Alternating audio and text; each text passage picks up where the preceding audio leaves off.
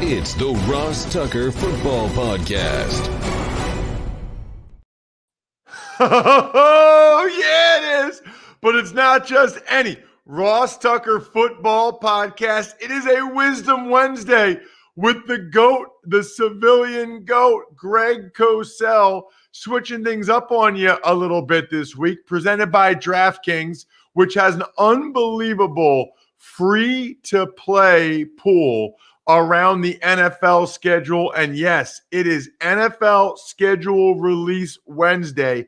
Actually looking forward to hearing what Greg has to say about the schedule being released. Curious to get his thoughts on that. We will have Michael North from the NFL scheduling office tomorrow on the Ross Tucker Football Podcast. That's why we moved Greg around a little bit this week, because after everything comes out tonight, it'll be great to talk to Mike North tomorrow. Those of you that are longtime listeners know how awesome it is to go in depth on the schedule with Mike North. He's the VP of scheduling for the NFL. He has all the intricacies, all the details.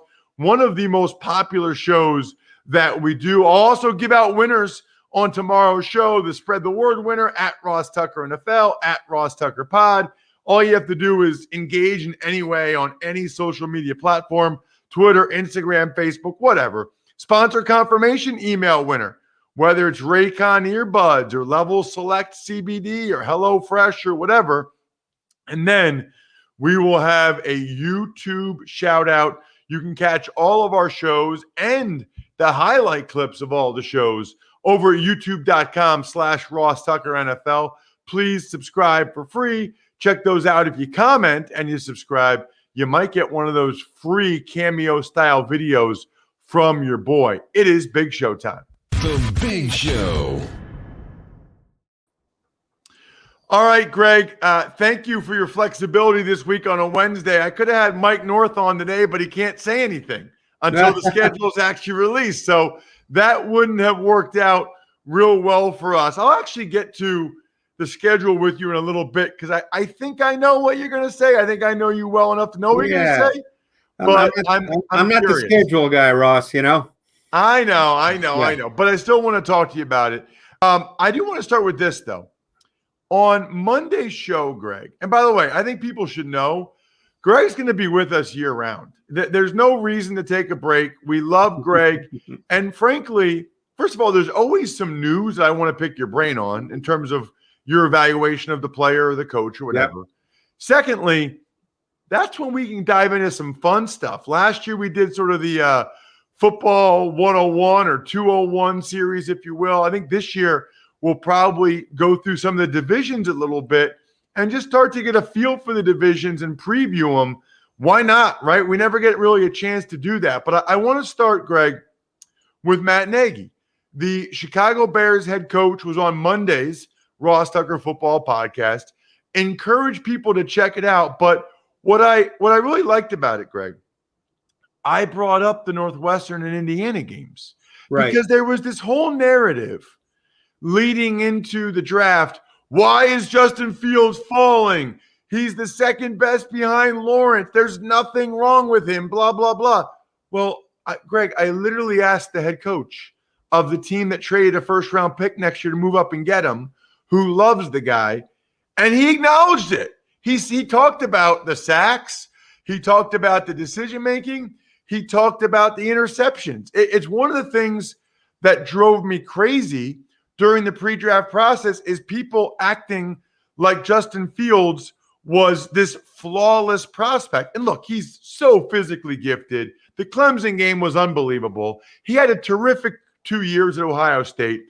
But these people, Greg, that acted like they had no idea why anybody wouldn't love Justin Fields, as if those two games didn't happen. I mean, they happened, Greg. What did you see from them? Well, you know, it's funny that you mentioned that, Ross, because I sit here and I watch tape, and the tape tells you the strengths, the tape tells you potential flaws that need to be corrected or need to be dealt with. And when you mention flaws based on tape study, which is what Matt Nagy's doing as well, then all of a sudden you're a hater, you don't like the quarterback. I don't even think in those terms. I'm just sitting here watching the tape. So when I do my evaluations, which, as you know, are on fantasypoints.com, I have a strength section, I have a weaknesses section, and I have a transition section. There are weaknesses. That doesn't mean a player is not a good prospect or can't be a good pro, nor does it mean that I don't like the player, because for people who do what I do, none of this is ever personal. So let's look at the Indiana game. That was the game in particular that really stood out. Indiana chose to be very, very aggressive with blitz and a number of different blitz concepts. One in particular, which you do see in the NFL, I can remember watching Todd Bowles when he was with Miami years ago. I think it was probably 2007, 2008, and what we call a triple A gap blitz. We see double A gap blitzes, but this is a third player coming through the A gap. And you can't really pick that up, Ross, as an offense, as you well know, being a former O-lineman. Indiana must have done that 5 or 6 times in the game as part of multiple blitz concepts. Now, here's what I don't know. Matt Nagy may know the answer to this. He probably does. What I don't know when I'm watching the tape is I don't know who's responsible for calling the protections. So I can't sit here and say one way or the other that, oh, that's on Justin Fields. That maybe it's on the offensive center. I don't know the answer to that. All I know is both Ohio State's offense and Justin Fields had major issues with Indiana's blitz concepts.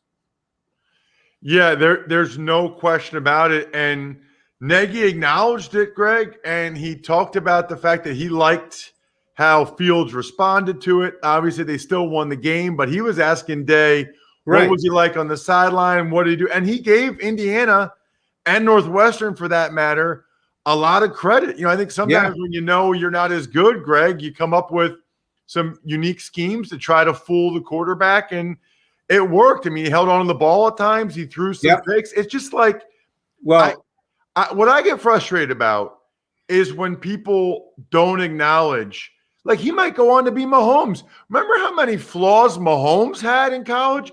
Mahomes did some of the dumbest things I've ever seen in college. Mahomes it happens. Yeah, he was the 10th pick in the draft. Obviously, Andy Reid and the Chiefs traded up to get him.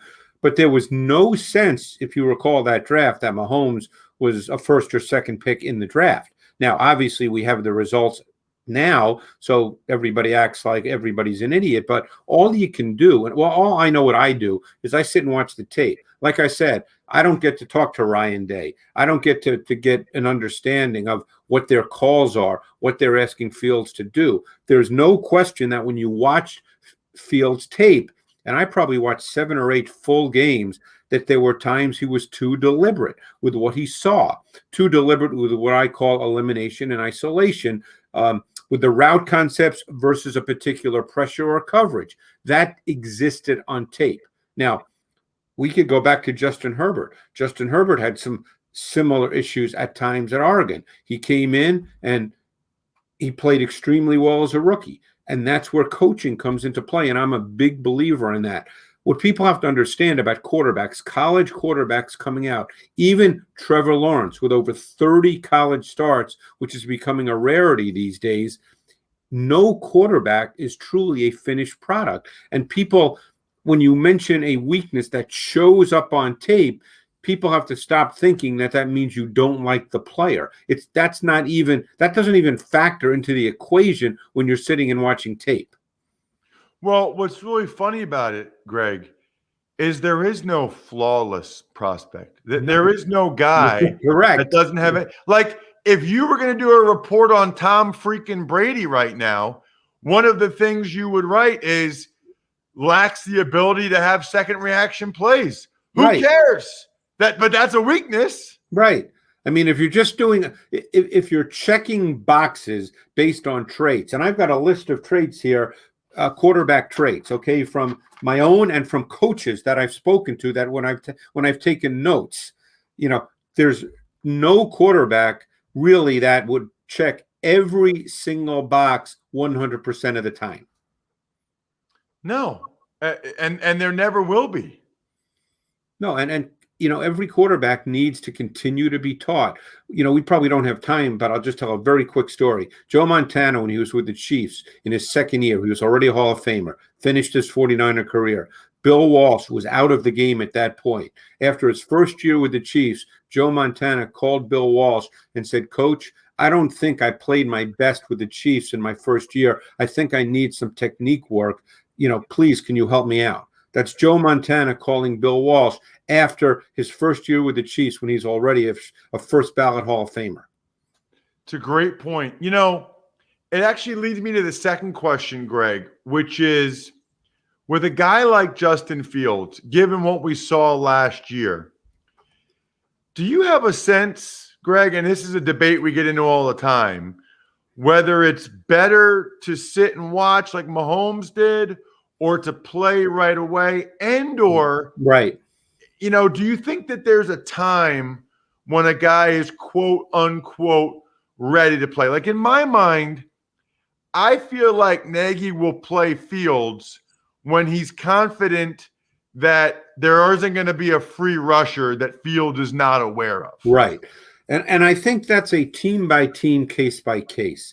My general feeling is that you learn more playing, but then I think there are many variables that come into play. Your team. The last thing you want to do is put a rookie quarterback in a situation where he has to drop back 35, 40 times a game by choice, and he perhaps has to score 30 points every week just for your team to compete. So many factors with the rest of your team come into play as to whether a first-year quarterback can go out and be successful. You'd love to be in a situation where you have a solid offensive line. You always hear that a quarterback's best friend is the run game. And there's no question you'd like to be in a situation where you have an effective run game and you can run the ball a good amount with success. But you'd also really want to be in a situation where you can protect the quarterback, because the last thing you want to have is Justin Fields in a situation where critical dropbacks, longer yardage dropbacks, which happen in every game, 2nd and 9, 3rd and long, where he's under duress on a consistent basis. That poses a problem. I want to ask you as well about a guy that got cut last week and got claimed on waivers by the Philadelphia Eagles, and that's former Lions and Auburn running back Kerryon Johnson. Now, I got to tell you, Greg, I remember his rookie year, him looking really good, and being excited about him going into his second year.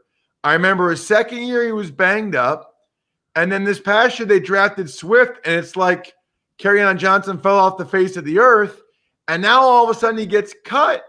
But I don't remember watching him play and thinking he wasn't good. I mean, have you seen enough of him over the last few years to have an idea of what he is? Well, I remember watching him coming out of Auburn, and I thought that he was more of a grinder than a big play type back. Now, the one thing he did show is that he was a pretty good receiver. So then it becomes a question, and we're not talking about him with the Eagles now. Let's just talk about him in general as a player. For me, it became a question of whether when he came out of Auburn, you'd see him as a 3-down back, because he was a pretty good receiver. But as a runner, he was much more of a grinder than an explosive back. And those kinds of backs, there's a lot of people who believe there's a lot of those guys, and that unless you're going to play those guys on 3rd down, and that's a question with Johnson, then there's a lot of those guys. But you're right. He does have ability. New coaching staff in Detroit. So these things happen with those kinds of backs. I'm really curious. The Eagles' backfield is pretty crowded right now, Ross. I mean, I know you're very close with the Eagles and do a lot of work, but it's a pretty crowded backfield. There's no guarantee that he makes the team. Talent-wise, could you say he should? I mean, we know Sanders is number 1. They drafted Kenneth Gainwell in the 5th round. I really like Gainwell's ability as a receiver. I think he was the best receiving back prospect in this draft class. So, but he's a 5th round pick, so it's not an automatic. We'll see where Johnson fits in, but you're right. He's got talent, and he has shown it at times, but durability became a big issue. So what I think is interesting about the Eagles' backfield right now, Johnson, Gainwell, Scott, Sanders, there's not like, usually it's kind of more defined, like that's the big back, that's the third down back, that's the scat back. Right. Maybe you could put Boston Scott, whatever, but they all are pretty good in the passing game, Greg. Like none of those guys are a banger. No. They're all good in the passing game. Are you a believer in specialized roles and backs with different styles, or would you rather have 3 or 4 guys that are all good runners and receivers out of the backfield? Yeah, that's an interesting question. I mean, Nick Sirianni came from Indy last year where they evolved into a Jonathan Taylor offense as the year progressed, in which he was getting 15 to 22 carries a game for the most part as the season progressed. He became a true foundation back. I don't know how he's going to look at it with the Eagles. Is Miles Sanders that guy? I think there'd be a question as to whether he's that guy for 16 games. He's very, very talented. Does Johnson become kind of think of Indianapolis. They had Taylor, they had Naheem Hines, they had Jordan Wilkins, who up until Taylor became sort of the guy, was getting, 6-7 carries a game. Is that the role for Kerryon Johnson? Does he become the Jordan Wilkins of the Eagles? Does Sirianni want to sort of replicate what was the case in Indianapolis? They don't have a true Jonathan Taylor, a guy who can, I think, be a true foundation type back. So I'm not sure how they see all that. They've got a lot of backs right now, and we're speaking in May. There's the off-season program and training camp. We'll see. We know Sanders makes the team, Ross. I believe Gainwell will. He's a really good receiver. Does Kerryon Johnson emerge as a meaningful part of that backfield? Speaking of the backfield, I got to get your thoughts. Tim Tebow to Jacksonville. Okay. Greg, from what you saw when he was a quarterback back in the day, do you think that he could fill something of a Taysom Hill role for an NFL team? No. Ross, why not? Yeah. When was the last time he played in the NFL? A while ago. I think it was 2015. I mean, come on. Look, I know it's Urban Meyer, and I don't know Urban Meyer. This is his first go-round in the NFL. We know he's an incredibly smart guy. I'm sure he's talked to a ton of people. But I don't understand it. The guy hasn't played, and plus he's never played that position. And the locker room stuff. You played, Ross. A lot of guys want to win. I remember when Tebow played quarterback and people said he just wants to win, as if he was the only guy out there who wanted to win. Greg, he's a hard worker. You're missing the point here. Though. Yeah, he's a hard worker. I remember sitting here, with Ryan Jaworski, when he was on the Matchup Show, and he'd come into films every day, and Jaws would get upset, visibly upset, and say, that's an insult to all these other guys. They wouldn't say that. Well, Tebow just wants to win, as if that's different than other guys. There's a lot of guys, am I going to say 100% of guys play at that intense level? No, in any business, of course, that's not the case. But, that's an insult to, the Drew Breeses, the Tom Brady's. A lot of guys want to win, Ross. You know that. I mean, this guy hasn't. Yeah, but he worked so hard, Greg. Yeah, I don't want to make a joke out of this, but I just don't think you can not play for 6 years, come in the league and learn a new position and be a factor. The schedule gets released tonight. It does? I think I know you're a huge fan of this, right? That you're going to be up all night, like going through the matchups? No. Why not? I hate to, I feel like now I'm going to get people upset with me, but, no, I normally don't even look at the schedule for a couple of months, because right now it really doesn't mean a whole lot to me. So, I mean, it's I know it's fun. I know it's probably a very highly rated show, but I'm not going to be that focused on the schedule. I'm sorry to say. How much do you think the coaches care? Like they obviously look at it. I'm curious. Well, no, the coaches care in this sense. Once the schedule comes out, they're very focused on their first 2 games and their first 4 games. They start in their mind game planning, because coaches coach against coaches. So they know, the week one schedule. I'm sure some is leaked already. I haven't looked. But they'll look at those because they'll want to know that, hey, if I'm a defensive coach and I'm playing against Sean Payton, I know what Sean Payton does, and I'm going to start working to prepare for that. So that's why it's important to coaches, because teams might not have all their players set yet, but coaches coach against coaches. Check him out on social media at Greg Cosell, and every week here on the Ross Tucker Football Podcast, the NFL Films legend. Thank you, Greg. Thanks, Ross. Speaking of legends, athletes everywhere are turning to one CBD brand for relief. That's Level Select CBD. Golf legend Ricky Fowler. How about Carson Palmer, 15-year NFL quarterback, used Level Select CBD sports creams and roll-ons to get the relief they need. And now Level Select CBD is sponsoring a free-to-play daily fantasy golf contest. Go to DraftKings.com and make your picks in the Level Select Golf Classic for your shot at $5,000 in cash prizes. Level Select has 3 different levels of CBD, so you can find product that's right for you. Visit LevelSelectCBD.com and use promo code DK30 for 30% off your entire order. That's DK30 for 30% off your order at LevelSelectCBD.com. Eligibility restrictions apply. See website for details. Tuck's Takes. Morning, Ross. Let's start with the Colts, who are making some moves. They signed left tackle Eric Fisher and D tackle Antoine Woods in the last couple of days. Well, Fisher, they obviously need a left tackle. And Ballard has some experience, the GM for the Colts, with Fisher going back to Kansas City. Remember, you can usually connect the dots. He did tear his Achilles late January, though. So I don't know when they're expecting to get him back. I think they just want to make sure they have him for the stretch run and the postseason. Sounds like it was $9.4 million for 1 year. And then Antoine Woods got cut by the Cowboys. Colts always want to make sure that they've got depth and legit guys on their lines. One of the things I really respect about Ballard.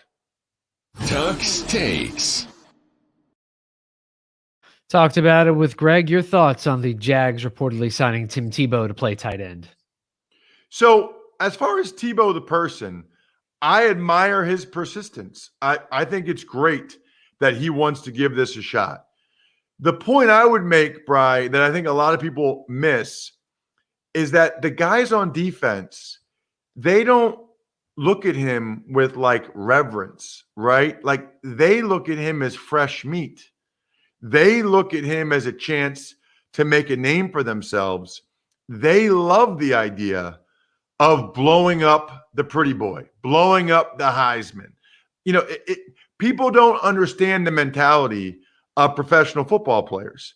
Those guys are chomping at the bit to have Tebow try to block them, whether he's like a lead back, like a use check, or on the line of scrimmage. They can't wait to try to destroy Tim Tebow. I hope that he puts a lot of time in on his technique work, and I hope he understands what he's getting himself into. He's always been a physical guy. He's built well, but they're coming to try to kill him, and he needs to be ready for that. I heard something the other day, Ross. I read this, and I don't know if I believe this. I'm going to throw this out at you. One of the reasons, not the main reason, but a side reason for signing Tebow is it takes the pressure, it takes the focus off of Trevor Lawrence. Yeah, I don't really buy that. I mean, I guess it takes some of the attention off of him for a little bit, but I don't know. I mean, what is there, 2 beat writers in Jacksonville? There's not a whole lot of pressure down there anyway during training camp. It's not like what pressure is on Trevor Lawrence? He's going to be the quarterback for the next at least 3 years, no matter what happens. So I don't really buy that. Any of that stuff about culture. Look, Tim Tebow can't establish a culture. I doubt he makes the team. So he's not going to establish any culture. He's going to try his best as a move tight end. And I think he's in for a big time wake-up call with what some of those guys are going to try to do to him. Look, when I went against famous guys, Bri, I tried to kill them so I could get famous. Like I wanted to try to take out Bruce Smith or Ray Lewis. It didn't always work out that way, but that's the mentality. And now you're going against guys not good like those guys were. Now, I mean, it could get ugly. Tuck's Takes. Some other moves include Panthers hiring Dan Morgan as their assistant GM, the Bucs officially bringing Blaine Gabbert back, and the Chiefs cut tight end Sean Culkin, so he's going to have to look for his Bitcoin elsewhere. Yeah, I hope that's not the curse of the Business of Sports podcast. By the way, check out Andrew on the Business of Sports podcast this week talking about the NFL schedule release from like mountains in Arizona, by the way. You got to check out the Business of Sports with Andrew this week. I'm telling you, by the way, tomorrow's episode is going to be epic. You guys will absolutely love Mike North from the NFL. Dan Morgan's a stud. He'll be a GM soon. That's a big-time hire for the Panthers.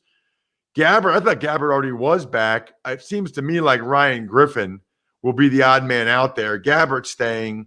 Kyle Trask is staying. Brady's staying. I doubt they're keeping a fourth quarterback like Griffin. And then, yeah, that's a bummer for Culkin. He just got on podcast, just got that publicity, and now he's looking for a job. Tuck's Takes.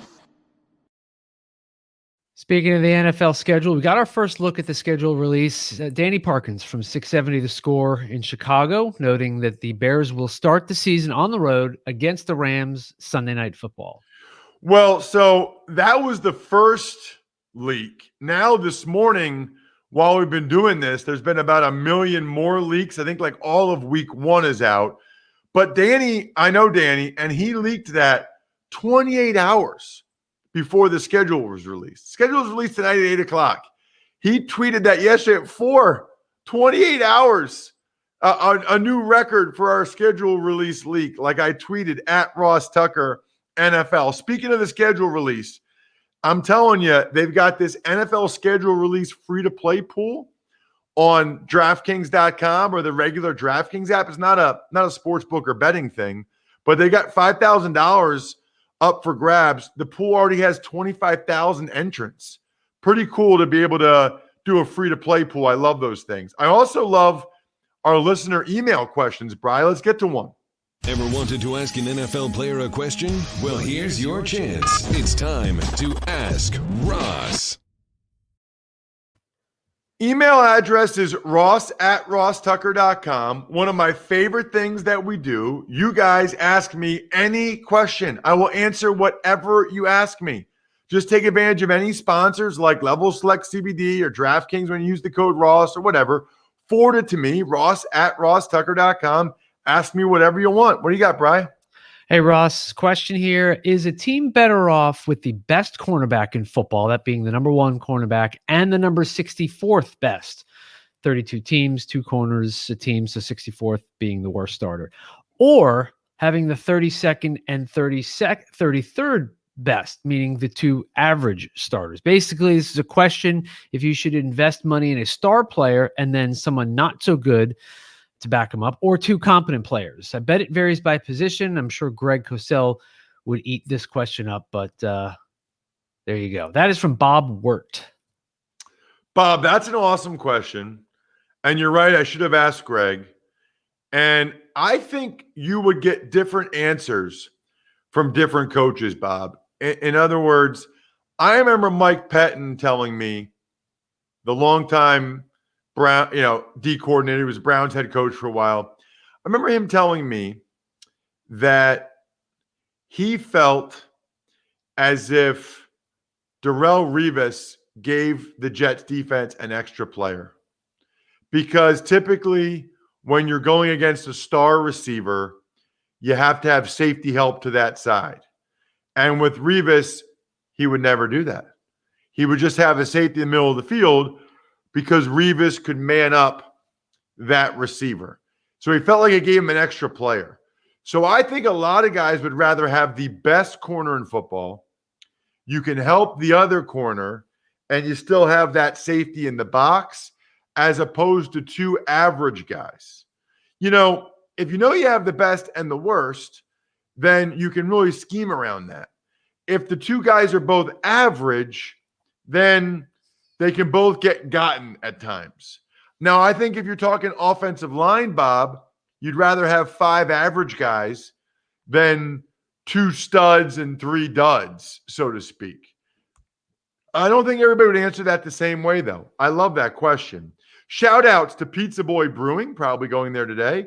Sporticulture, Vision Comics with an X, HumanHeadNYC.com. We've got rookie running back rankings today on the Fantasy Feast podcast. And by the way, Steve Fezzik gave some great actionable advice on yesterday's Even Money podcast. Check it out. I think we're done here. Thanks for listening to the Ross Tucker Football Podcast. Make sure to also subscribe to the Fantasy Feast, Even Money, Business of Sports, and College Draft. All available at Apple Podcasts, RossTucker.com, or wherever podcasts can be found. A lot of times on the show, I mentioned DraftKings. Here's what you need to know. You got to be 21 or older, New Jersey, Indiana, or Pennsylvania only. New customers only. Restrictions apply. See DraftKings.com/sportsbook for details. Gambling problem, call 1-800-GAMBLER, or in Indiana, 1-800-9-WITH-IT. By the way, if what I was talking about included a deposit bonus, doesn't always, sometimes it does. Deposit bonus requires 25 times playthrough, and deposit bonuses are paid out in site credit.